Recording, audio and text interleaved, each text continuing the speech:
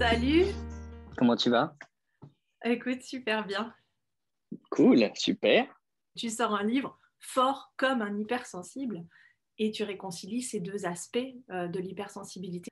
On commence à enfin connaître ces aspects-là et ça vient beaucoup des États-Unis. Donc, je te remercie d'avoir sorti ce livre en français, en France et que tu sois en plus connu. Donc, tu nous permets de vraiment de déployer ce message. Et alors, ce qui est drôle, c'est que un de mes mentors sur l'hypersensibilité, c'est une nana qui s'appelle Anita Morjani. Je ne sais pas si tu la Non, je connais connais. pas. Non. Donc, c'est une nana alors, qui habite à Los Angeles, mais qui est une indienne de Hong Kong à la base. Mhm, Et mhm. elle explique aussi ça très, très bien. Et elle a sorti un livre cette semaine qui s'appelle Sensitive is the New Strong. Ah, pas mal. Bah, Tu comme vois, quoi, hein, c'est dans l'air du temps. ça converge. Donc, donc parle-nous de toi et puis tout ce qu'on. Aujourd'hui, c'est vraiment une discussion entre hypersensibles. Hein. Je ne veux pas te bombarder non plus de questions. Tu en as fait des tonnes d'interviews. Ah bah, moi, je On préfère que n'arrête tu me poses pas. des questions plutôt que je parle de moi spontanément parce que parler de moi n'est pas. Enfin, déjà que j'ai le sentiment depuis 2 mois là, que je fais de la promo, mais de parler que de moi. Donc, n'hésite pas à me poser des questions parce que spontanément, je ne te parlerai pas facilement de moi. Oui, compte sur moi. J'adore poser des questions, ne t'inquiète pas. Alors toi, bon, la question classique, même si tu l'as dit dans plusieurs interviews, à un moment Mhm, donné, tu bascules, je crois que c'est grâce à ta fille, et tu as mhm. envie de parler de ça et de creuser ce sujet. Est-ce que tu peux nous en dire un petit peu plus? Ouais, parce qu'en fait, si tu veux, j'avais observé ma fille et j'arrivais pas trop à mettre un nom sur l'état dans lequel elle était. C'est-à-dire que est-ce qu'elle était surdouée, est-ce qu'elle était précoce, est-ce qu'elle était hyperactive. J'arrivais pas trop à savoir parce que c'était une petite fille très exigeante avec elle-même, très voilà, très créative, et en même temps avec des montées d'angoisse comme ça quand elle arrivait dans des lieux qu'elle sentait pas. Alors tout d'un coup, ça devenait un problème. Et pourquoi est-ce qu'elle était capable aussi de fondre en larmes parce qu'elle voyait un mendiant dans la rue, ou enfin ce genre de choses. Donc tout ça était un peu confus pour moi. J'ai commencé un peu à lire un peu sur Tu tout. la sentais en souffrance? Tu sentais que c'était Non, difficile? non, Ou non. c'est toi qui le vivais Non, c'était juste que je voulais mettre un nom. Je me disais, est-ce Ok. qu'elle est surdouée? Est-ce qu'elle est précoce? Bon, c'était plus moi qui voulais un peu la ranger dans une catégorie. Mais elle n'était pas en souffrance, non. Elle est très bonne à l'école, elle est très sociable, très joyeuse. Donc, non, non, elle va bien. Mais c'est simplement moi qui voulais savoir. Et puis, je suis tombé sur le bouquin de Christelle Petit-Colin sur Je pense trop. Et là, Hmm. tout d'un coup, là, c'est une évidence. Je découvre son hypersensibilité. Et en découvrant son hypersensibilité, je découvre la mienne, quoi. Donc, à ce moment-là, j'ai une sorte d'euphorie. Mais vraiment, hein, quand je dis euphorie, c'est hyper important. C'est une euphorie parce que après 45 ans, j'arrive enfin à mettre un nom, un mot sur cet état que je ne comprenais pas chez moi. Et j'ai vraiment le sentiment d'ouvrir un coffre, quoi. Et que tout d'un coup, tout est là. Et c'était quelque part sous mes yeux, mais je ne le voyais pas, ce coffre. Et c'est la raison pour laquelle aujourd'hui, quand je reçois beaucoup de messages sur Instagram suite au bouquin, ça me touche encore toujours autant parce que j'ai l'impression que, par le biais de mon bouquin, certains découvrent leur propre hypersensibilité. Et ça me fait super plaisir parce que la joie que j'ai ressentie à cette époque-là, s'ils peuvent la ressentir après avoir fini mon bouquin, oh purée, c'est génial si j'ai pu le transmettre. Merveilleux. Ça me fait des frissons parce qu'effectivement, il y a tellement un soulagement de sentir qu'il y a un diagnostic, entre guillemets, et qu'on peut appréhender l'intégralité de qui on est. Et surtout d'être compris, en fait. Parce que je trouve qu'il y a vraiment beaucoup de difficultés à faire comprendre ce que c'est et trop d'a priori. Et donc, quand il y a un éclairage qui se fait, on enlève un voile sur quelque chose. Ah ouais, en fait, il y a des gens qui me comprennent vraiment et qui comprennent exactement ce que ça fait de l'intérieur et à quel point c'est une force au final, surtout quand on Mhm, sait vraiment s'en servir. Et mhm, tu parlais du livre de Christelle Petit-Colin, c'est vrai que c'est un des aspects de l'hypersensibilité dont je voulais te parler, c'est mhm, cette tendance à l'overthinking, mhm, parce que ça c'est une de mes interprétations, mais finalement, on est tellement envahi d'informations, comme tu le dis mhm, si bien, c'est comme si on avait une acuité supérieure mhm. sensorielle et parfois émotionnelle, c'est pas toujours le cas. Et du coup, il y a un besoin de mettre en mots et de donner du sens à tout ça pour pouvoir l'appréhender. Et ça fait partie, je trouve, du package, d'aller réfléchir et de mettre de la réflexion, de la raison sur ce qui se passe en nous pour pouvoir le canaliser aussi. Donc, c'est pour ça que ça va ensemble. Qu'est-ce que tu dirais là-dessus? Alors, déjà, je relève deux mots que tu as utilisés que moi j'hésite et que je n'utilise pas, c'est diagnostic. Ouais. D'une part, parce que je pars du principe que ce n'est pas une pathologie, donc il n'y a pas de diagnostic pour moi, il y a plus un bilan, il y a plus un… Voilà, parce que si on parle diagnostic, tout de suite, ça fait une référence à la pathologie, et ça, pour moi, c'est très important de toujours spécifier qu'il ne s'agit pas d'une maladie, mais voilà, d'une particularité, d'une façon d'être. Et Je te puis, tu as remercie pour parlé… ce partage parce que moi, je l'emploie vraiment différemment, diagnostic, et du coup, je vais faire gaffe à partir de maintenant. Par Oui, parce exemple, qu'en fait, c'est compris par ceux qui ne sont pas hypersensibles, comme, tu vois, ouais, je de vois. façon littérale. Mais moi, carrément, dans mes coachings, je leur laisse un message en leur disant rendez-vous pour un diagnostic gratuit. Mais pour moi, il n'y a aucune notion médicale. Et donc, je te ouais, remercie, je vais changer cette mais terminologie. voilà, donc ça, c'est un truc important parce que moi, j'essaye de faire en sorte, depuis que je parle de mon bouquin et puis de l'hypersensibilité en général, et j'évite de trop parler de l'hypersensibilité en général parce que ce n'est pas ma spécialité, je parle que de ma propre hypersensibilité. Donc, j'essaye de toujours simplifier un peu le discours parce que je trouve que avant tout, il faut qu'on s'adresse à ceux qui ne sont pas hypersensibles et que c'est la raison pour laquelle je pars du principe qu'il y a une base, tout le monde est hypersensible. Enfin, quand je dis tout le monde, les 20 ou 30% de la population sont hypersensibles. Et puis après, au sein de ces hypersensibles, il y a des catégories, sous-catégories. Il y a les hauts potentiels, il y a les zèbres qui sont aussi des hauts potentiels, il y a les troubles autistiques, il y a les surdoués, etc. Tout ça, c'est des cousins. Donc, j'essaye de faire en sorte de simplifier en disant, bon, à la base, on est tous les atypiques sont des hypersensibles. Donc, c'est la raison pour laquelle j'ai tendance à toujours faire attention à qui on s'adresse et simplifier le discours parce que déjà que c'est pas facile de faire comprendre aux autres ce que c'est que l'hypersensibilité, mais si en plus on y rajoute plein de termes différents et on n'arrive pas à se mettre d'accord sur des termes, ça devient vite un peu compliqué comme message à faire passer. L'autre mot que tu as utilisé, c'est supérieur. Alors ça aussi, je fais attention à ne pas utiliser ce terme-là parce que je vais toujours utiliser le mot différent. Parce que si on utilise le mot supérieur, pour ceux qui ne sont pas hypersensibles, il y a tout d'un coup un positionnement particulier de la part de ceux qui sont hypersensibles et qui du coup disent oui, on a une sensibilité supérieure ou on a un moyen de captation qui est supérieur, etc. Et ça, je fais gaffe à ça parce que ça crée tout de suite une sorte de malentendu où ils pensent que les hypersensibles veulent se différencier en mieux, en plus fort, en plus machin. Donc ça, je fais gaffe aussi à ça.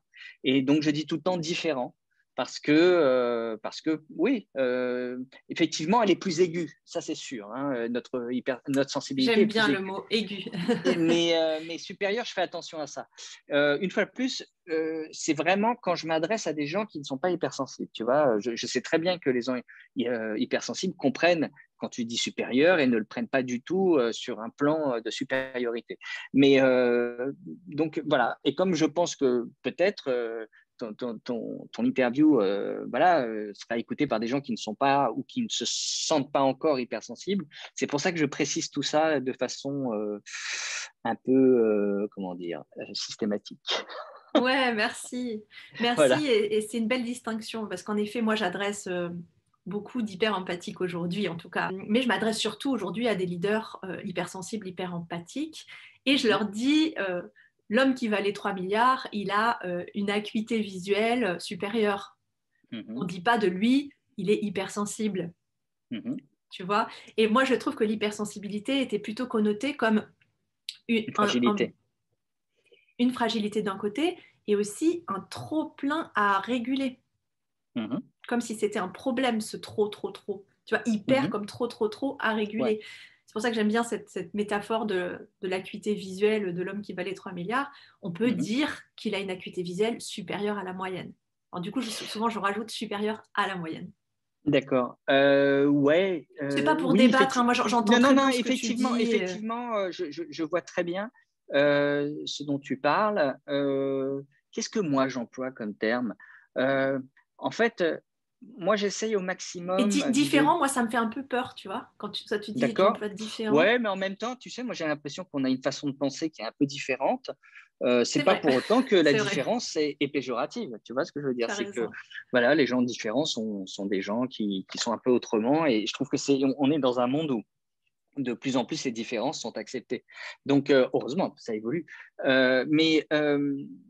Je voulais dire une chose par rapport À à... supérieur, Oui, supérieur à la oui. moyenne. C'est-à-dire que moi c'est pareil, moi, quand je m'adresse à des gens qui ne connaissent pas l'hypersensibilité, j'essaye aussi de dissiper le malentendu avec hyperémotivité. C'est-à-dire de faire en sorte que les gens ne confondent pas l'hyperémotivité et l'hypersensibilité. Et que l'hypersensibilité, oui, parfois, il y a beaucoup d'hypersensibles qui sont très émotifs, évidemment. Mais on parle aussi, l'hypersensibilité, c'est aussi beaucoup d'informations. C'est pas que des émotions. Et que C'est de moi, en tout cas, l'information intellectuelle, sensorielle et parfois sensorielle, émotionnelle. exactement. Et donc, Et moi, parfois spirituelle d'ailleurs, hein. Il y en a et qui ont spirituelle aussi, enfin, évidemment. des intuitions, on va dire, pas forcément Oui, oui, spirituelles mais parce que spirituelle aussi, on va appeler ça intuitives. comme ça. Ouais. Mm. Et moi, j'ai tendance à dire, bah, ma propre hypersensibilité, elle est beaucoup plus liée aux informations qu'aux émotions. C'est-à-dire que j'ai l'impression que ce qui me dérange le plus au quotidien, c'est ce flot d'informations que je reçois et qui parfois me submerge, plutôt que le flot d'émotions que j'arrive tout à fait à gérer. Donc voilà. Ouais. Et je crois que tu as dit le mot aussi, c'est que tu arrives à le gérer. Parce que moi, j'avais compris une distinction à un moment donné, c'est que entre ressentir et exprimer ses émotions, c'est deux choses différentes. Mhm, Tu vois? Donc, c'est pas parce que tu as des informations émotionnelles que tu es expressif émotionnellement, que tu vas te mettre à mhm, pleurer ou à avoir des choses extraverties par rapport à ça. D'ailleurs, beaucoup d'hypersensibles sont introvertis, ouais. tu vois? Oui, oui, oui, Donc, tout à fait. mais j'ai l'impression, alors tu vas me dire pour toi, notamment relationnellement, Mhm, en général, les hypersensibles, ils sont quand même très touchés. Les choses les touchent en profondeur. Ça ne veut pas dire que tu as des complètement. émotions qui se voient, mais Mhm, tu peux parfois te fermer et les gens ne comprennent pas parce que mhm, tu as eu un sentiment d'injustice, d'être pas compris, d'être accusé mhm, à tort, etc. mhm. Tout à fait. Oui, oui, c'est tout le problème qu'on connaît tous, hein, parce que comme on a une façon un peu de vivre de façon très, je dirais, on voit pas le mal, nous, c'est-à-dire en général, hein, Ouais, la plupart ouais. d'entre nous. Donc, quand tout d'un coup, on a une réaction très négative face à nous, aussi bien voilà, quelque chose qui peut être agressif, ça peut être aussi une non-écoute, ou ça peut être un ego qui, face à nous qui veut prendre le dessus, ou voilà, toutes ces situations qu'on trouve, voilà. Oui, c'est vrai que pour nous, c'est compliqué. C'est compliqué Carrément. parce on est, en fait, on se sent attaqué presque. Alors qu'il ne Bah faudrait oui, pas qu'on le prenne pour nous. C'est le principe des accords Toltec, des accords c'est-à-dire c'est Toltec. Ouais. ne pas considérer que c'est contre nous, quoi. C'est juste l'ego de la personne en face qui s'exprime. Mais C'est quand on pas se une prend attaque. des coups de poing Ouais. de vibration Hein, et d'information, bah, il y a quelque chose de physique qu'on ne peut pas éviter. mais Évidemment, c'est après, on sûr. peut prendre une distanciation intellectuelle en se disant ne pas prendre les choses personnellement, etc. Mais nous, c'est Hum, physiquement qu'on le ressent. Il y a toujours l'instant premier et l'instant second. Bien sûr, on peut travailler sur l'instant second, mais l'instant premier, on se la prend, la c'est vrai. baigne. C'est vrai, ouais, ouais, on se l'apprend et il faut apprendre justement C'est à énergétique relativiser. d'ailleurs, hein. Des fois, Oui, c'est même pas ce que dit la personne, c'est ce qu'elle c'est dégage. l'énergie. Ouais, ouais, ouais, complètement. Moi, je sais qu'il y a parfois dans le train où je suis assis à côté de personnes qui dégagent une telle énergie que je suis obligé de changer de place Waouh. parce que je les vois en train de bouger leurs jambes, parce que je les vois en train de sans arrêt de bouger sur leur siège, et je sens tout leur mal-être. Et Ouais, ça me dérange presque autant que quelqu'un qui parlerait, quoi. C'est-à-dire que bah je oui, ressens tellement fort cette énergie bizarre qui s'émane d'eux qu'il faut que je bouge. c'est dingue. Euh, c'est dingue, ouais, c'est dingue. Et toi, bon, alors tu es un ancien humoriste, j'ai même pas présenté ça, un ancien ou je sais pas, vous êtes encore les Robins des Bois, humoriste Non, des on n'est Robins plus des Bois. ensemble. On n'est plus ensemble depuis longtemps, mais moi, j'aime bien le terme ancien, ça me fait toujours rire. C'est que quand on me dit je suis un ancien comique, je fais ouais, ça me va. Mais non, non, Non, mais par contre, j'ai vu que tu étais toujours un comique, par contre, mais d'accord, des d'accord. Robin des Non, Bois mais anciens. en fait, je qualifie pas trop ce que je suis aujourd'hui. En fait, si, je résume en disant que je suis réalisateur, que effectivement j'ai fait partie des Robins des Bois à une époque, que ça a été une super période de ma vie, qu'aujourd'hui c'est encore une meilleure période parce que c'est le présent et que j'ai tendance à considérer que le présent est toujours mieux que le passé. Et que aujourd'hui, voilà, je fais plein de choses différentes, aussi bien des films que j'écris des scripts, que là j'ai sorti un bouquin. En bonne hypersensible, j'adore toucher à tout, quoi, en fait. Et Ouais. donc, ça me plaît beaucoup parce que dans ma vie, j'ai à la fois fait du théâtre et je vais en refaire sûrement à la rentrée en adaptant Fort comme un hypersensible sur scène, Génial. qui sera une forme de conférence en comédie, quoi, tu vois, ou ce qui sera complémentaire au bouquin. Ça sera moins, ça sera pas une version en réduction du bouquin, ça sera plus voilà, des anecdotes qui m'arrivent liées à mon hypersensibilité, quoi. Donc ça, je fais ça, j'adorerais faire de la radio, j'ai fait beaucoup de pubs à une époque, enfin bon bref, je fais des choses très différentes, mais dans le même secteur. Et c'est ça qui est extraordinaire quand tu fais ce métier, c'est que il y a tellement de possibilités différentes que tu t'en lasses jamais, quoi. Ce qui est bien pour un hypersensible. Ouais, c'est vrai que l'hypersensibilité, quand elle est apprivoisée, on va dire, bah, en fait, ça fait de nos vies des vies tellement trépidantes. On a une Mhm. vitalité extraordinaire, en fait. La vie est une curiosité à découvrir de partout. Et C'est c'est ça. extraordinaire que tu aies réussi à faire ça très tôt, toi, parce que souvent, Ouais. on se bride quand même. Et parce que la peur du rejet, la peur de la critique est tellement grande. Moi, j'aimerais vraiment que tu nous partages cette expérience de... Moi, j'aurais rêvé, en fait, être sur scène, et j'aurais rêvé faire du théâtre. Et j'ai fait un peu de théâtre, mais en fait, je faisais des spectacles avec mes frères et sœurs quand j'étais petite, mais je transpirais tellement, j'étais Mhm. tellement dans la peur que bah, mon juge intérieur m'a bouffé et m'a empêché de Mhm. faire une carrière artistique. Là, moi, heureusement, je faisais de la gymnastique à haut niveau, j'avais quand même quelque chose d'artistique là-dedans, mais je me suis bridée vraiment, et toi non, et j'aimerais que tu partages ça pour tous les gens, peut-être les jeunes qui se brident aujourd'hui, les hypersensibles, alors qu'ils ont des cadeaux à offrir au monde comme toi, tu as pu le faire. Alors, je vais encore rebondir sur un mot que tu as utilisé, c'est apprivoiser. J'ai fait une émission chez Faustine Bollard avec Jeanne Siofachin il y a quelques semaines, Je l'ai vu, ouais. où elle disait qu'elle n'aimait pas trop le terme contrôle, maîtriser l'hypersensibilité que moi j'avais pu employer, et qu'elle aimait bien le terme surfer. Et c'est vrai qu'elle a raison. Mm. Je pense, c'est la petite parenthèse et la petite digression d'hypersensible.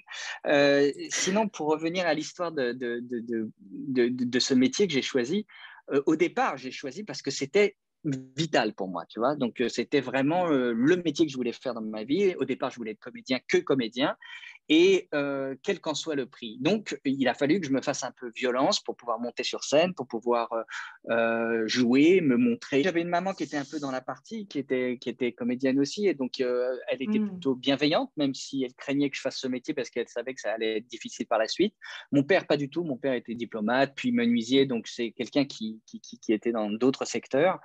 Euh, et donc, à partir du moment où j'ai décidé de monter sur scène, c'est vrai que j'ai ressenti tout ce dont tu parlais, c'est-à-dire le trac, le problème de légitimité, le problème de confiance en soi, la dissociation aussi que je ressentais, c'est-à-dire une fois que je me mettais Mettre sur le scène, j'avais masque. l'impression.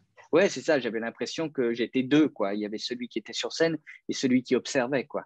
Et bref, tous ces phénomènes-là qui sont liés à un problème d'estime de soi, c'est-à-dire qu'on pense que on n'est pas aucune raison de se montrer, quoi. On devrait faire profil bas, quoi. C'est parce que ça, Mm. c'est dans l'ADN de notre hypersensibilité. Bon, ça a été très difficile au départ parce que j'avais le trac, je plantais mes examens de concours d'entrée aux écoles de théâtre, les castings, j'étais hyper traqueur, voilà. Et puis, il y a eu un événement qui est arrivé et qui a beaucoup changé la donne, c'est ma rencontre avec les Robins, puis après le succès, entre guillemets, qu'on a eu, qui fait que la légitimité est arrivée à ce moment-là. Ça a été une chance pour moi. Après, j'ai bien conscience que ça n'arrive pas à tout le monde. Et de se dire que toute personne est légitime, que que toute personne qui a envie de faire ce métier, que ce soit acteur, actrice, metteur en scène, réalisateur, peintre, enfin, on va dire un métier artistique, parce que c'est un peu mon domaine, est légitime. Et qu'à partir du moment où il a envie de le faire, il faut qu'il le fasse.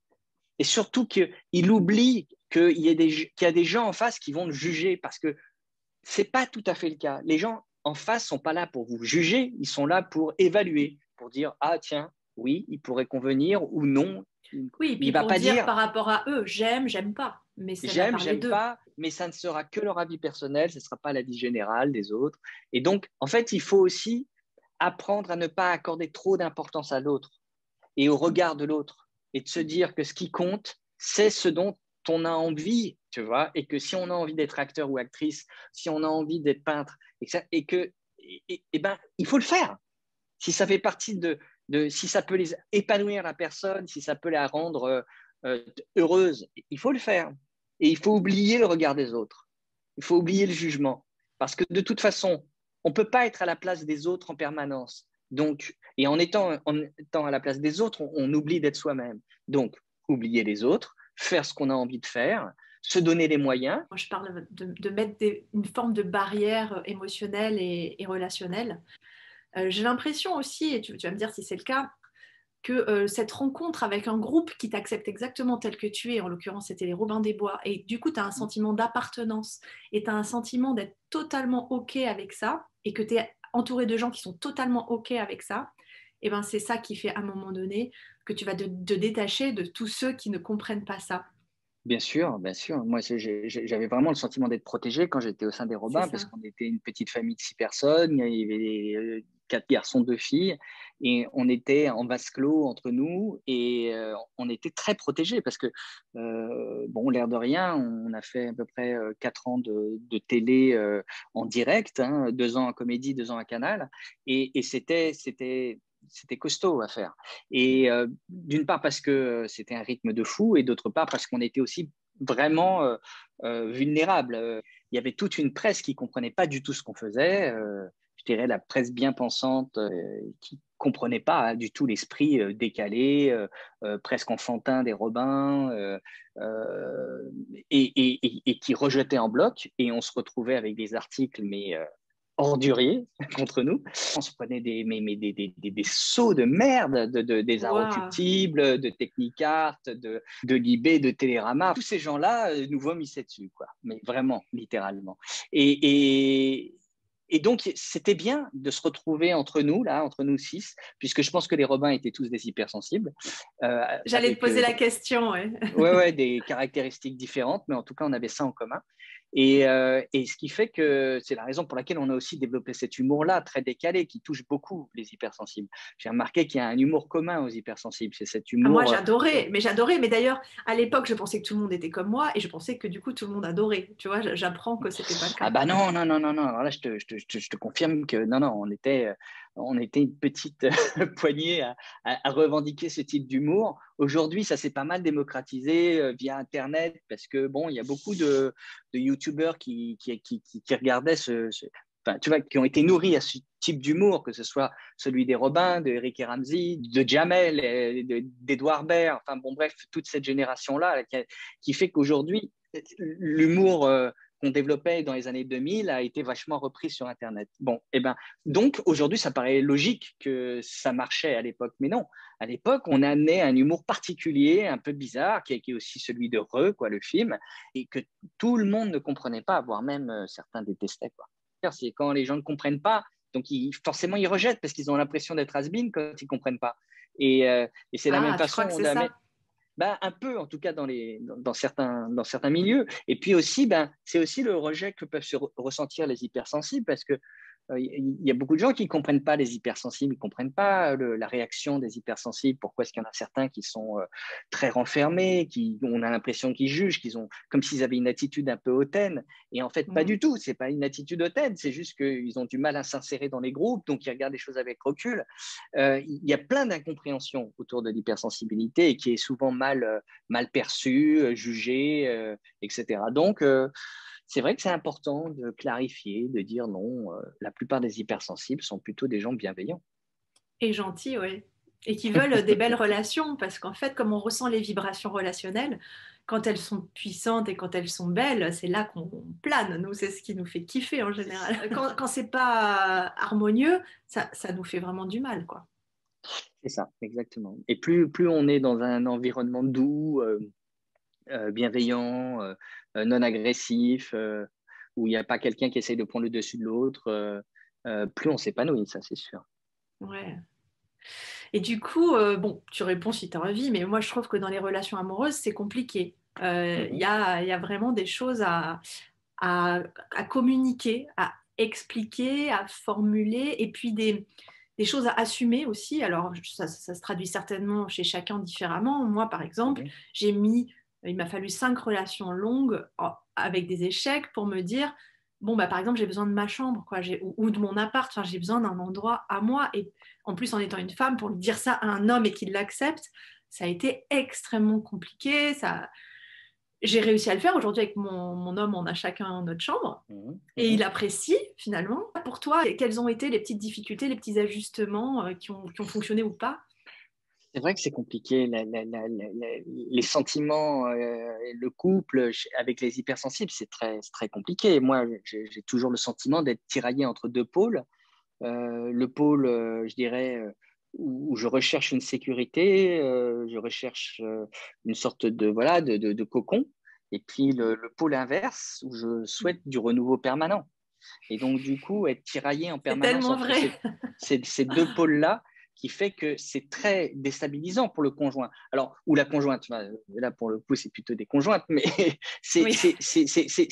c'est très déstabilisant parce qu'en plus vient se rajouter d'autres phénomènes comme celui de l'isolement.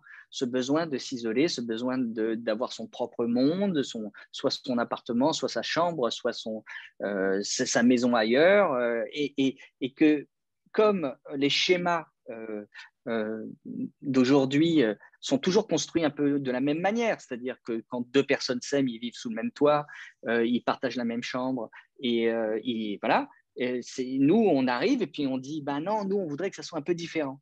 Mais ça ne veut pas dire qu'on ne vous aime pas.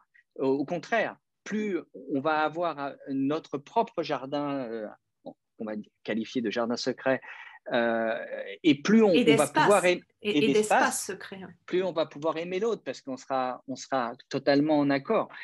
C'est difficile à faire comprendre, ouais. Mais une fois Oui, de parce plus, qu'il y a je pense aussi que ça change. l'entourage. C'est-à-dire qu'il y a la personne avec qui tu es, puis après, moi, quand je raconte qu'on fait chambre à part, alors c'est même pas le cas, parce qu'en fait, on a une chambre à deux plus une autre chambre, et on fait pas chambre à part, on se couche ensemble dans le même lit, c'est juste qu'après, on a chacun un espace. Bah, les gens, tu sens qu'ils ont des a priori, qu'ils comprennent pas, du coup, ils ont l'impression que ton couple, il fonctionne mal, enfin, c'est vraiment compliqué, quoi, à faire. Ouais, c'est compliqué, mais en même temps, est-ce qu'il faut absolument convaincre les autres? Je ne sais pas. Non, mais il vaut mieux pas le Faut se dire. dire que, Mais moi, voilà, je le ou dis alors ne pas pas le en dire. général. Là, je le Ouais, dis bien parce que sûr. c'est des hypersensibles peut-être qui vont nous écouter. Et moi, c'est vrai qu'au lieu d'être dans une démarche de faire comprendre ça aux autres, je suis plutôt dans aider à empuissancer les hypersensibles. Tu vois, c'est là peut-être qu'on n'est pas tout à fait dans la même optique. Oui, mais c'est vrai qu'il faut assumer ce besoin de solitude qu'on a. Il faut aussi prévenir l'autre au début de la relation, de lui dire, écoute, j'ai ces deux pôles-là, enfin en tout cas pour moi, j'ai ces deux pôles-là, sache que ça peut être bizarre pour toi parce que il y a des moments où je vais être très là, puis des moments où je vais être pas là. Et en fait, je pense que c'est important d'un peu donner les règles du jeu Le à la mode personne en d'emploi, face assez tôt, le mode d'emploi assez tôt, pour que ça ne surprenne pas trop la personne. Et puis voilà. Après, je pense aussi que l'hypersensible a aussi sa part de responsabilité à avoir. Il ne peut pas que filer le paquet à l'autre en disant voilà comment je suis et c'est comme ça et pas autrement. C'est aussi un peu à lui aussi de s'adapter à l'autre. La réussite d'un couple, c'est quand les deux mettent un peu d'eau dans leur vin et s'adaptent mutuellement. Ouais, Bon. cela dit, mon expérience, c'est que à partir du moment où on se suradapte trop, nous, les hypersensibles, Au bout d'un moment, on craque. et oui, et donc Oui, on se sépare. Donc il faut oui, ça c'est aussi vrai. savoir ça. C'est ça. Et puis après, il y a l'aspect qu'on attire les narcissiques et les pervers narcissiques. Oui, oui, ça m'est arrivé dans ma vie, ouais, bien sûr, mais pas que sur le plan sentimental, professionnel, Tout à fait. amical, il y en a partout. Euh, Effectivement, c'est un peu nos plus grands ennemis. Généralement, on est un peu attiré par eux parce qu'il y a ce syndrome de l'infirmier chez nous qui se dit waouh, voilà quelqu'un qui a des failles et qu'on va pouvoir sauver, alors qu'on ne peut absolument pas sauver un pervers narcissique. Bah, déjà, Et il a ses failles, et en plus, tu parlais de ces besoins d'intensité qu'on a, c'est-à-dire à la ouais, fois ce besoin de voilà, sécurité et ce besoin d'intensité, et ces gens-là nous amènent c'est cette ça. intensité. Ils ont ce côté un peu imprévisible, un peu improvisateur, qui fait qu'on est un peu attiré par leur côté, voilà, ça va être un tout petit peu tous les jours différent, quoi. Et puis après, bon, ben, on le sait, ils mettent en place leur système à la fois d'isolement, où ils vont commencer à pilonner un petit peu l'estime de l'autre, ils vont pas mal mentir, ils vont créer des embrouilles sans arrêt pour que l'autre soit encore plus isolé et au final prendre possession véritablement de l'hypersensible, quoi.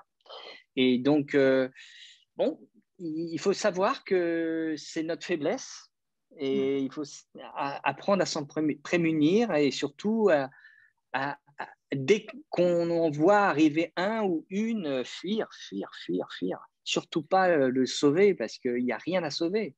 Un pervers ou une pervers est absolument quelqu'un qu'on ne peut pas modifier, quoi. Donc, il ne s'agit pas de l'éliminer, il s'agit de s'éloigner. Oui, il s'agit d'éliminer la relation, C'est ça, le lien, de couper le lien. c'est ça, ouais, ouais, ouais, parce que c'est dangereux, enfin, c'est dangereux pour nous, hein, parce qu'on y laisse beaucoup de plumes, hein. Hmm. Et là, du coup, tu disais que tu avais donc gagné un sentiment de légitimité avec ce Mhm, groupe, les Robins des Bois et tout. Est-ce qu'après, c'est devenu quelque chose d'acquis ou finalement, quand tu t'es relancé dans d'autres carrières de scénariste, acteur, mhm, réalisateur, mhm.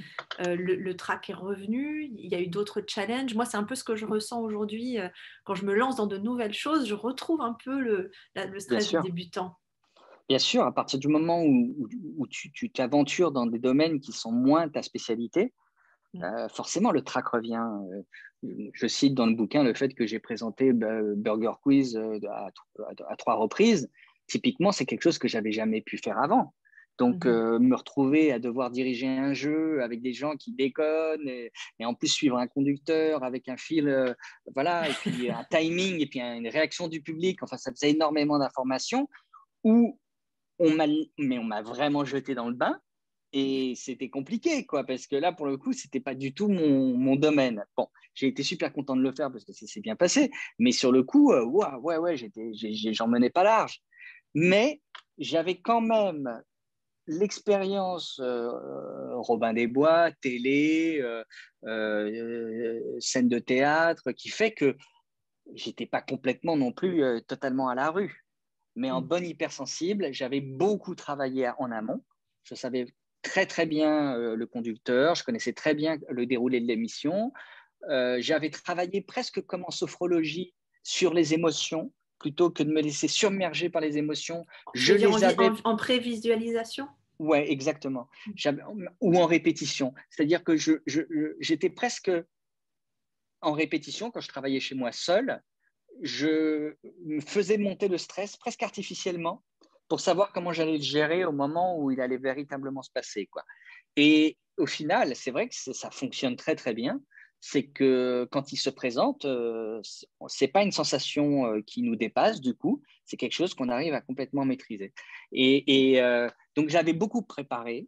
Et je pense que c'est ça, hein, notre force, c'est qu'on a conscience que quand on sort de confort, voire même quand on y est aussi, mais on prépare, on surprépare pour être à la hauteur, quoi. Ou en tout cas, à la hauteur qu'on aimerait être. Parce Oui, parce qu'on a une qu'on veut toujours exigence. être.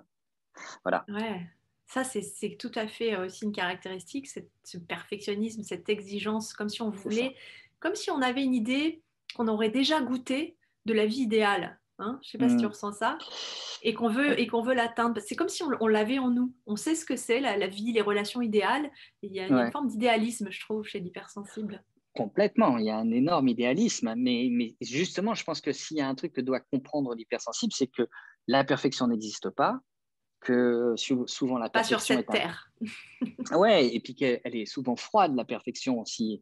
Enfin, moi, j'ai un exemple comme ça quand je suis allé à Florence et j'ai été au musée de l'Académie et qu'il y avait le David qui était au fond, comme ça, qui est une perfection incroyable, mais qui est presque froid tellement il est parfait.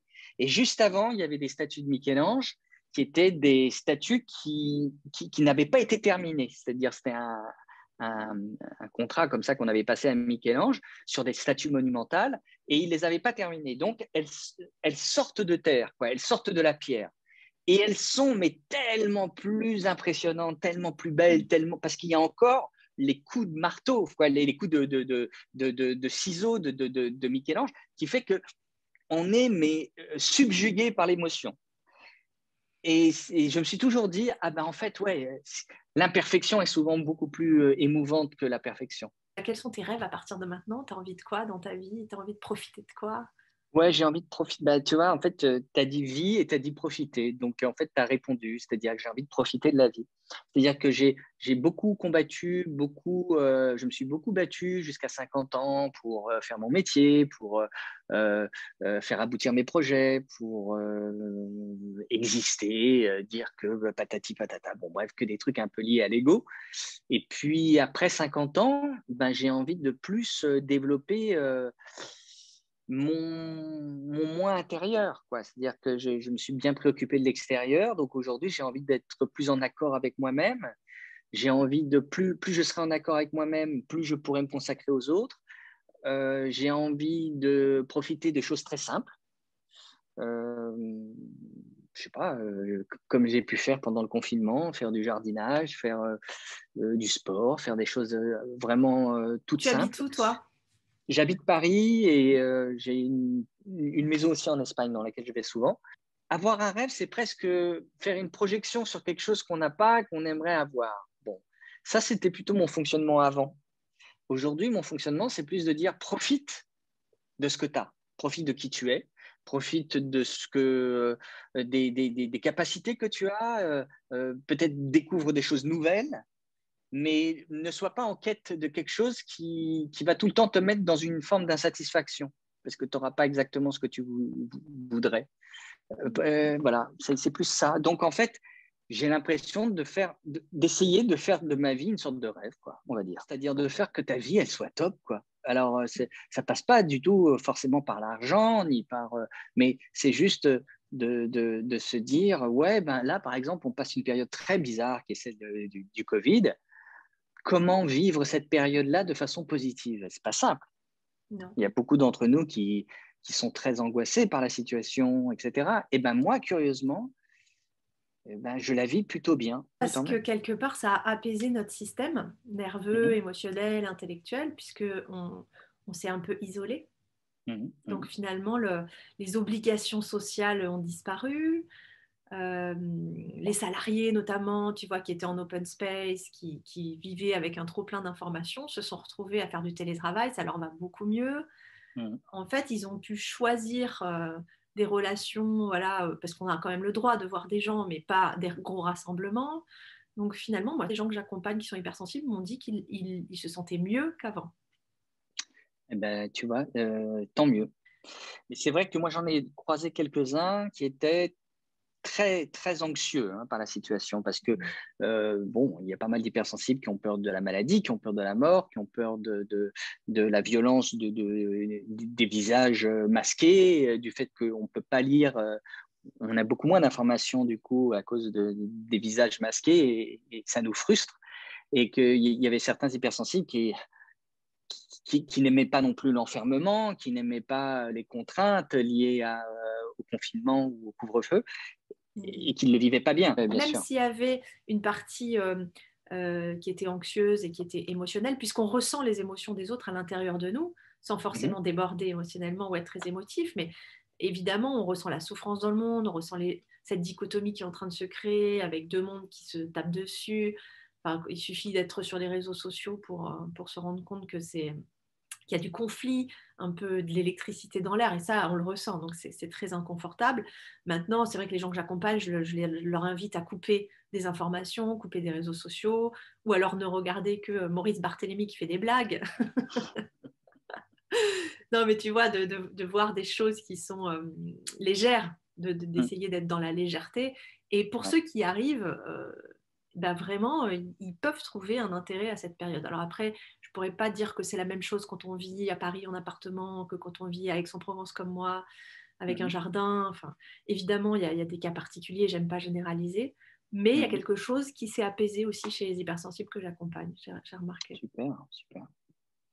Alors Génial. du coup, si j'avais une baguette magique et que je pouvais exaucer un vœu pour toi, ce serait quoi?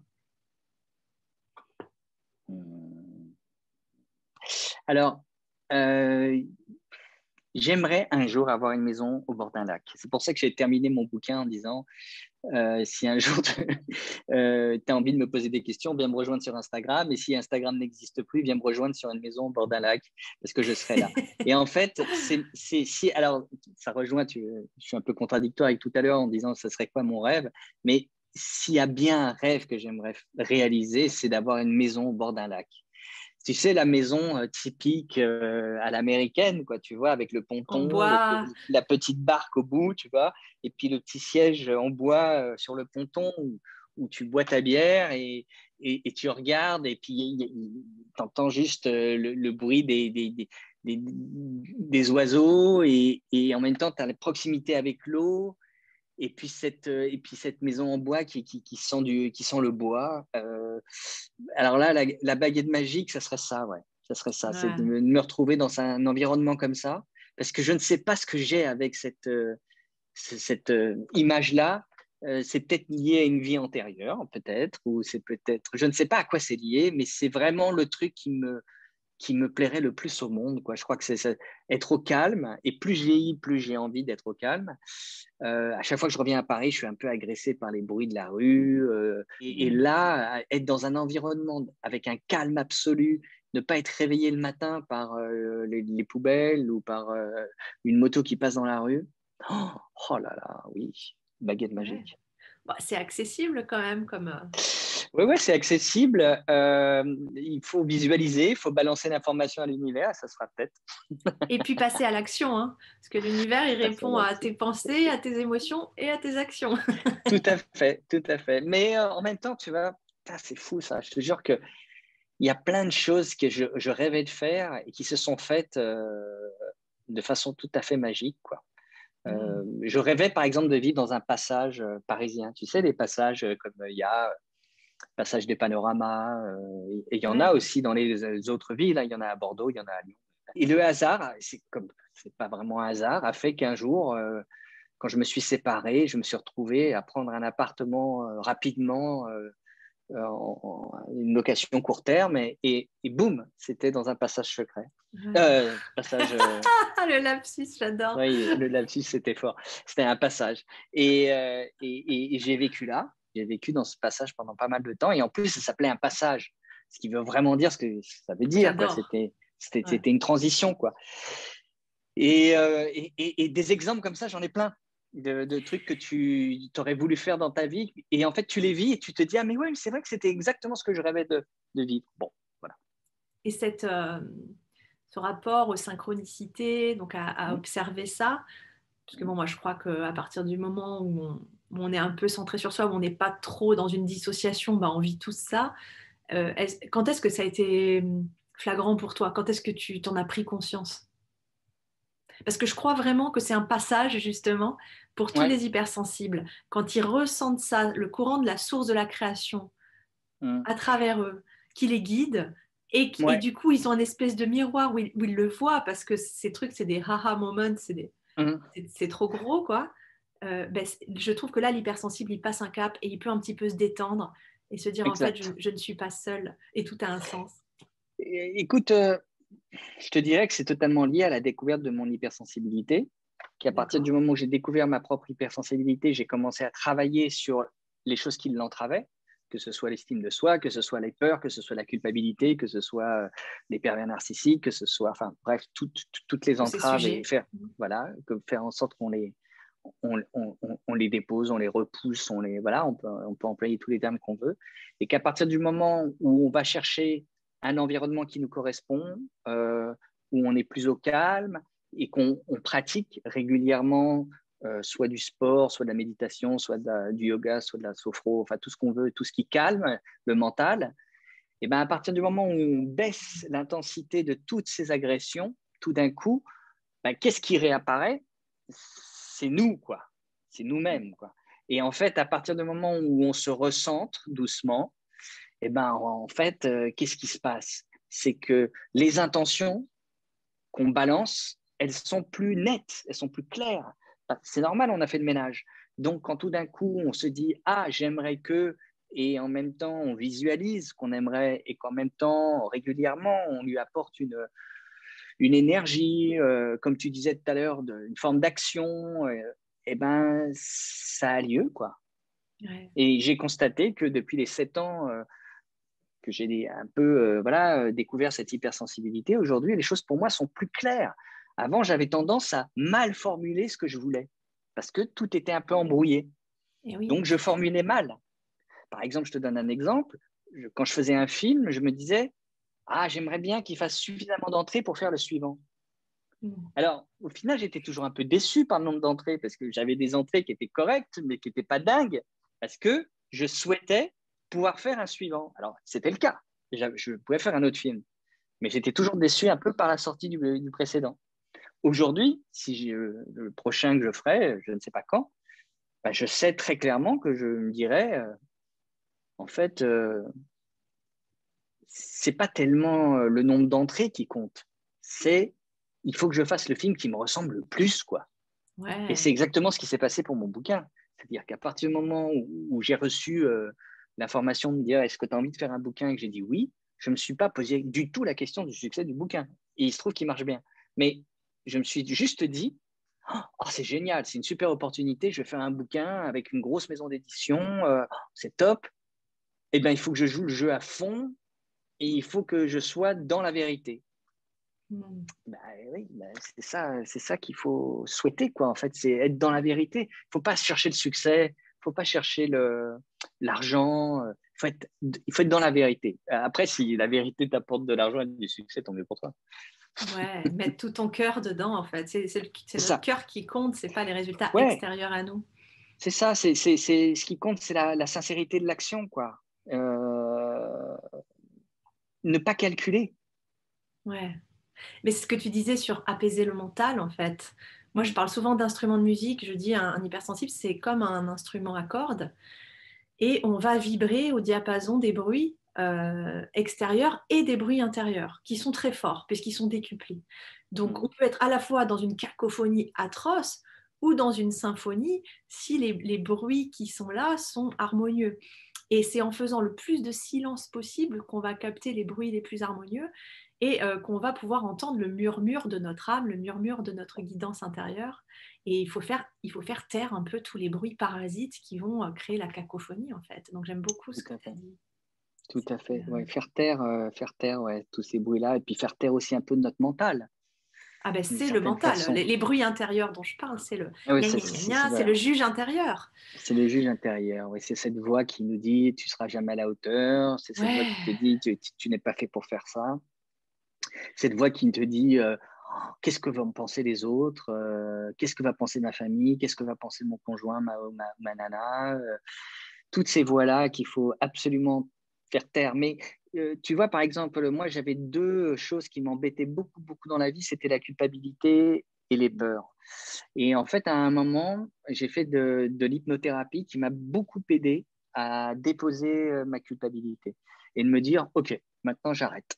J'arrête de me sentir coupable, je la dépose au bord du chemin. Et puis, de toute façon, tu as toujours une forme de moralité qui fait que tu sais très bien qu'il y a certaines choses que Tu seras jamais un gros connard, malgré tout. tu ne seras jamais un égoïste absolu. Moi, Mais en j'appelle ça le revanche, tunnel GC. Je dis, il faut passer par le tunnel où là, c'est les gros connards. Nous, on est les bons samaritains, trop bons, trop paillassons. Et on doit aller vers le tunnel des gros connards, mais on va jamais arriver même à la moitié. Mais il faut y aller un peu. Voilà. Et au final, voilà, se débarrasser de cette culpabilité et puis des peurs, de toute cette petite Donc peur toi, qui c'est vous en... l'hypnose. Attends, c'est super important là pour les Ouais, hypersensibles qui nous écoutent. Tu as ouais, moi, ça m'a déposé ta beaucoup aidé. culpabilité et blam, Ouais. et voilà. Tadam! Ouais, un jour, alors j'ai fait 6 mois d'hypnose à raison de 2 séances par mois à peu près, avec un très bon hypnothérapeute à Paris. Et on faisait des séances comme ça où voilà, on faisait beaucoup de travail sur la réconciliation, tu vois, sur apprendre à se réconcilier avec l'enfant intérieur, tu vois. Ouais. Et ça m'a fait, sur le coup, quand je ressortais des séances, j'étais totalement détendu, mais j'avais pas l'impression qu'il y avait un truc miraculeux qui se passait, quoi. Et puis 6 mois plus tard, boum, il y a eu une sorte d'éclaircie, mais comme dans un ciel nuageux qui tout d'un coup, pouf, ça y est, le soleil passe et c'est devenu clair pour moi. J'ai été léger à partir de ce moment-là. Et je crois que c'est le travail que j'ai fait en hypnothérapie. Et j'ai compris que... Il y avait une intention derrière, tu voulais te libérer de ça, tu voulais... Oui, oui, j'étais dans une période assez sombre de ma vie, de séparation, de deuil. Il y avait plein de choses qui m'avaient vraiment bien plombé. Et j'arrivais pas à sortir de cet état-là. Et le travail que j'ai fait en hypnothérapie, j'en ai fait aussi, j'ai fait pas mal de FT aussi, qui Ah, m'a pas super. mal aidé aussi, de déprogrammation. Euh, et puis, boum, tout d'un coup, ça y est, je me suis dit, ah putain, je me sens léger, là. Pourquoi? Comment ça se fait? C'est quoi la raison? Eh ben, je pense que c'était ce travail que j'avais fait en hypnothérapie, où on est dans un autre état de conscience. Et il ne faut pas penser que l'hypnothérapie, on est dans un profond hypnose. Ce n'est pas du tout le cas. On est juste dans un état proche de la méditation, quoi. Et sauf Complètement. qu'on est dirigé dans ce travail, on est dirigé par l'hypnothérapeute qui vous emmène dans une sorte de voyage intérieur qui vous permet de vous réconcilier avec plein de choses sur lesquelles vous étiez fâché ou, ou séparé. Bon, bref. Et puis, au bout d'un moment, ben, vous ne savez pas pourquoi, un jour, vous vous réveillez, vous vous sentez léger, mais léger, léger, léger. Et c'est ce Génial. travail-là qui a porté ses fruits. Mais bon, ce que j'entends, et je ne veux pas que les gens pensent non plus que il suffit de faire 6 mois d'hypnothérapie pour que ça marche. Ce que j'entends, c'est à quel point tu es un explorateur, tu es un curieux, et tu as fait des tonnes de choses, en fait. Ouais, j'ai exploré, C'est ouais. un puzzle, en fait. C'est un puzzle, ouais, exactement. Il y a eu aussi le MDR, il y a eu... Ah oui, bah moi aussi, tu vois, j'ai fait tout euh, ça, hein, hypnose, EMDR, voilà. EFT, coaching, même chamanisme, Ouais. gestalt, j'ai tout fait, Mm, moi. mm. Ouais, alors moi, j'ai fait moins que toi. J'ai fait une thérapie freudienne classique de 3 ans. Alors ça, je l'ai arrêté vite, moi. C'est ce qui m'a Ouais. fait le moins avancer. Donc, c'était... Ouais. Et bon, mais j'ai senti qu'il fallait que j'arrête. Qu'est-ce que... Ouais, et puis c'est vrai que j'ai aussi vu des magnétiseurs. Ouais, mode Hyper important. énergétique, Ouais, hyper mémoire important. cellulaire, constellation familiale. Mais chacun doit trouver ses accompagnants, hein. Ça, c'est important de Complètement, le dire. complètement. Parce qu'il n'y a Parce pas qu'on a, de... on a cette intuition, et ça, j'aimerais bien Mm, que tu m'en parles aussi, ces mm. intuitions fulgurantes qu'on peut avoir une fois qu'on a un peu fait le nettoyage. Les Ouais, intuitions deviennent de plus en plus fortes, et donc oui, du coup, on ne peut pas vraiment conseiller des thérapeutes pour les gens, c'est non, vraiment à chacun d'aller chercher les personnes qui leur totalement. vont. Il y a pas de recette, hein, ce serait trop facile. Chacun doit trouver ses propres techniques pour pouvoir accéder à quelque chose où il va se sentir mieux, où elle va se sentir mieux. Les intuitions, en fait, je les connaissais, les intuitions, puisque dans notre travail, c'est l'inspiration. Eh C'est-à-dire oui. que tout d'un coup, on a une idée, pouf, on se dit, ah putain, ça serait génial, il faudrait que je le fasse. Euh, J'étais en scooter un jour, et puis tout d'un coup, me vient l'idée de faire un film préhistorique sur le premier crime de l'humanité. Et c'est donc la première enquête de l'humanité. Donc j'arrive au bureau et je le dis à mes collègues et je leur dis, ça vous dirait qu'on fasse un film sur le quoi? Ils me disent, ah, c'est super comme idée, etc. Et puis après, on trouve le titre, c'est Re. Mais ça, c'est de l'intuition. Et donc, je connaissais très bien le principe de l'intuition, mais je ne me l'appliquais pas à moi-même. C'est-à-dire que ça restait dans le domaine de l'artistique, donc de l'inspiration.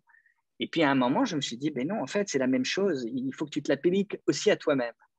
Donc pour ça, il faut que tu nettoies l'être humain que tu es pour que justement cette intuition soit, que tu la reçoives de façon beaucoup plus claire, quoi. Comme si tout d'un coup, ton poste de radio, plutôt qu'elle soit sur une station qui grésille, tout d'un coup, pouf, tu t'arrêtes sur la bonne station et tu entends bien clairement l'information, quoi. Ah, Et, génial. euh, et à ce moment-là, effectivement, l'intuition, elle est puissante, ouais, ouais, c'est vrai. C'est un gars, je ne sais pas si tu en as entendu parler. Bon, il est un peu controversé, mais il s'appelle Bruce Lipton. C'est un épigénéticien. J'en ai Et entendu lui, parler. il dit que dans ses découvertes, donc il fait c'est un biologiste aussi, il dit Mhm. que dans ses découvertes, il s'est rendu compte qu'en fait, notre conscience n'était pas là, elle était ailleurs, D'accord, ok, et qu'en fait, on avait des protéines sur nos cellules qui sont des antennes en fait et qui captent ce qu'on est vraiment, et que d'accord. notre corps n'est qu'un récepteur, n'est qu'une grande antenne, mais qu'on n'est pas là, notre conscience n'est pas là, elle est ailleurs. Bah, Ça m'a j'aime fait bien penser l'idée. à ça. Ouais, J'aime bien l'idée, je trouve ça assez rigolo. Ça rejoint un peu ce que développe Tupac Chopra tout à sur le fait. fait qu'il n'y a pas de coïncidence et qu'en fait, on ne fait que balancer des informations dans l'univers qui atterrissent à un moment ou un autre quelque part. Ou quand Mm. tout d'un coup, voilà, les synchronicités, on pense à quelqu'un et il se trouve que cette personne nous contacte par Internet 3 jours plus tard. Bref, effectivement, j'aime bien l'idée d'informations qu'on envoie et qu'on reçoit. Ça, j'aime beaucoup. Ouais. Ouais. Tu m'as raconté que tu allais faire un truc avec les Mhm. chimpanzés, là, j'ai trop envie que tu nous en parles. Oui, ouais, ouais, effectivement, je vais partir à la fin du mois d'avril en RDC, rejoindre Amandine Renaud, qui est une primatologue française dans la forêt et qui a créé depuis 5-6 ans un orphelinat pour chimpanzés. Et donc, je suis suivi par une équipe de reportage qui va suivre un peu l'homme des villes découvrant la femme des forêts. Et bon, ça sera plus sur elle que sur moi, hein, parce que moi, c'est moins intéressant. Mais je vais servir un peu de fil conducteur aux spectateurs en posant des questions que pourrait se poser le téléspectateur en se disant comment ça fonctionne, comment vit un chimpanzé, comment il se nourrit, euh, comment on le protège, comment est-ce qu'on ne le coupe pas de son milieu naturel, comment patati patata. Et donc ça, je Comment fais tu te ça fin. retrouves sur ce projet? C'est pareil, c'est des intuitions, c'est une rencontre et Euh, puis tu sens qu'il faut y aller. Comment tu décides? C'est une rencontre qui applique une autre rencontre. Je suis parrain d'un institut qui s'appelle Jane Goodell, qui est une grande primatologue anglaise et qui s'est battue pour sauvegarder les chimpanzés en Afrique centrale et qui par la suite a développé son action autour de la préservation de la planète, du climat, de l'écosystème et qui est une femme immensément connue à travers le monde et moi en France. Et donc, en participant un peu à cet institut, j'ai rencontré Amandine, qui participait à un autre documentaire sur Jane Goodell. Et puis, les gens qui avaient fait le documentaire m'ont dit ah, ça te dirait qu'on fasse un truc sur ta rencontre entre toi et elle, toi qui viens de pas du tout du même milieu, qui est très parisien et qui est tout le temps pris par une activité, et tout d'un coup, bah, tu découvres cette jeune femme de 35 ans qui vit au milieu des chimpanzés et de son équipe. Et j'ai dit, bah, évidemment que ça m'intéresse. On a Et, tous des questions existentielles, je remarque, hein, les exactement. Et hypersensibles. puis là, on remonte à l'origine de l'homme, quoi. C'est-à-dire à la fois au travers du chimpanzé, qui est quand même un cousin très proche, et puis aussi parce que on est aux avant-postes de ce qu'est la nature en danger, quoi. C'est-à-dire que la déforestation, l'huile de palme, la destruction de l'habitat des chimpanzés et de toute la faune en général, les espèces en voie de disparition, les populations qui vivent sur place qui sont mises en danger, etc., etc., etc. Donc on est aux avant-postes vraiment de la guerre contre la planète, quoi, qui est en train de se passer, quoi. Et donc, c'est très intéressant d'y aller et d'être témoin de ça. Je pense que les hypersensibles sont des transmetteurs. Ils ont une sensibilité particulière, comme ce sont un peu des antennes. Ils ont ce rôle d'être des antennes qui captent et qui émettent. Et donc, je pense que c'est important qu'on ait cette notion, cette mission de transmission à n'importe quelle échelle, hein. même si c'est entre 3 personnes, mais de transmettre. Jusqu'à maintenant, j'ai beaucoup transmis par l'humour ou par les films que j'ai pu faire. Aujourd'hui, j'ai envie de transmettre autrement, aussi bien par le biais du bouquin que par le biais du documentaire sur Elonga, c'est-à-dire ce sera le nom du documentaire. Transmettre, transmettre, transmettre. Ouais. Transmettre et aider. Aider à sa On a manière, une ouais, pourquoi pas. empathie, on a une Hein. empathie un peu différente, on ressent plus Hum, les gens, donc les gens qui se sentent incompris, bah, en général, ils retrouvent du réconfort auprès de nous. hum, hum. Et puis de la médiation, moi c'est vrai que j'ai fait beaucoup de Ouais, médiation, tu vois, complètement. dans les entreprises, entre associés, entre être C'est clair. capable de créer des ponts entre des visions différentes des choses, entre des personnes qui vivent des choses opposées ou qui s'opposent. Bien sûr. Je crois vraiment qu'on peut faire des réconciliations, comme toi, tu as fait une réconciliation à l'intérieur de toi. Alors évidemment, c'est un Mhm, prérequis de mhm. l'hyper-empathique d'avoir fait une réconciliation interne pour pouvoir ensuite faire des réconciliations externes.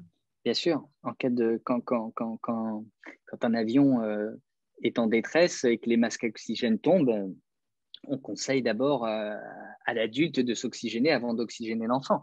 Donc, en fait, voilà, il faut apprendre à d'abord créer son propre équilibre pour pouvoir après, éventuellement, aider les autres. Ouais.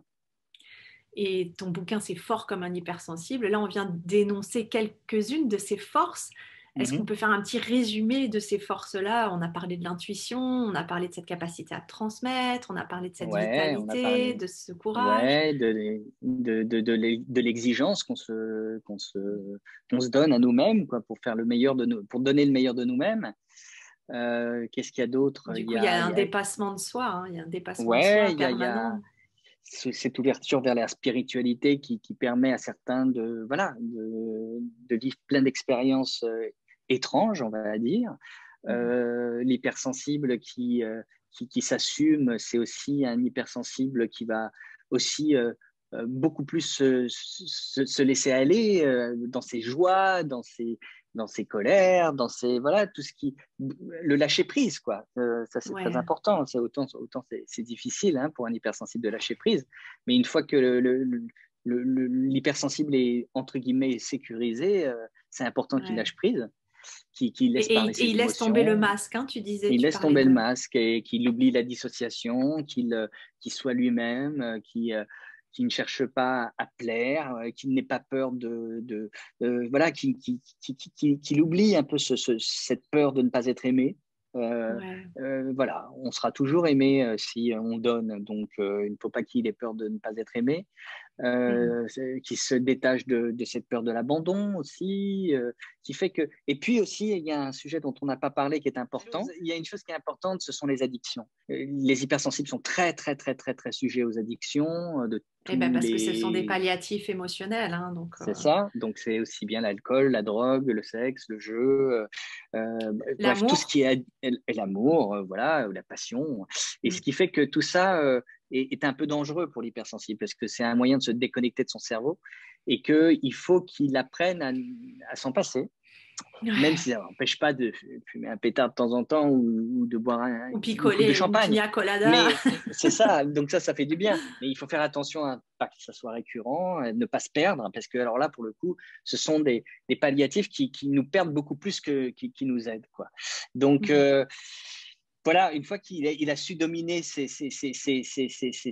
mauvais démons, là, ben, l'hypersensible, il peut être très puissant, il peut être très fort, il peut aider les autres, il peut voilà, épanouir les gens, il peut être drôle, il peut être triste, dans tous les domaines, il peut être fort. Quel que Ouais. soit, c'est pas simplement artistique, hein, les hypersensibles sont dans tous les domaines. Il y a des chauffeurs de taxi, il y a des videurs de boîtes, il y a de tout chez les hypersensibles. Et je pense que leur mission, c'est voilà, de par comment dire, leur Leurs force, acuités, leurs leurs capacités. acuités, d'aider les autres, d'aider le monde, et évidemment en passant par eux-mêmes au départ. Quoi. Écoute, merci, c'était super. On a balayé beaucoup, beaucoup de sujets. Je me suis sentie très reliée à toi. Est-ce que tu veux conclure cette Euh, interview qui m'a beaucoup Juste plu? merci beaucoup de m'avoir contacté. Tu m'avais invité aussi sur une table ronde sur Clubhouse. Clubhouse qui m'avait bien plu. C'est super, continue toi de faire tout ce que tu fais. Si je connais des gens à Aix-en-Provence, j'hésiterai pas à te les Je fais tout envoyer. à distance, hein. J'accompagne partout dans le monde en anglais et en français, donc pas besoin qu'il soit Ah à bah super, Aix-en-Provence. super, super. Et merci à toi, merci tout simplement. Merci infiniment. Écoute, je te montre ma vue. C'est pas un lac, mais tu vois, je ne sais pas si tu vois. Alors, il y a un peu Ah de brouillard. ouais, ah ouais, ouais, c'est pas mal. Ah ouais, ouais, d'accord, Pas ouais, mal, hein? t'étais face à une belle étendue d'eau, ouais, c'est beau, Ah oui, super c'est la beau. mer. C'est la mer, Ah, le c'est la mer. Bourdon. Ouais, Ça c'est une s'appelle belle la mer. étendue. Ouais, d'accord. Comme il y avait le brouillard, je savais pas si c'était un lac ou si c'était. Je me fais une Ok, bah petite c'est très retraite beau. toute seule pendant 2-3 jours régulièrement. Ah, génial. Merci infiniment, Maurice. Merci à toi, Sophie. Merci, gros bisous. Prends soin de toi et au Oui, plaisir. Seras toujours bienvenue dans nos Clubhouse le mardi à 16h30. ça marche. Merci Ciao. beaucoup. Bye. Merci. Ciao.